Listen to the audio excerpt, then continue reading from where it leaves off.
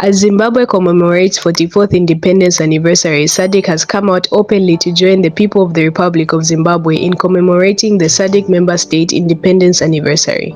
Welcome back to Zim News Live YTS, where we give you latest updates about what's transpiring in Zimbabwe.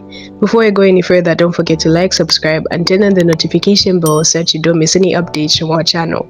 Notably, SADC does not mention disputed Zimbabwe President Emmerson Mnangagwa, whose elections in August last year is in a dispute up until now. SADC addresses the people of Zimbabwe. Today, 18th April 2024, the SADC family joins the government and the people of the Republic of Zimbabwe, a member state of SADC, a happy and memorable 44th independence anniversary.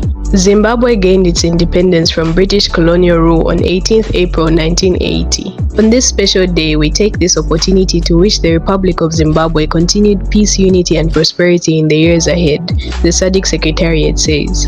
In today's news, SADC stands with the people of Zimbabwe. Let us know what you think in the comment section down below, and don't forget to like, subscribe, and turn on the notification bell so that you don't miss any updates from our channel.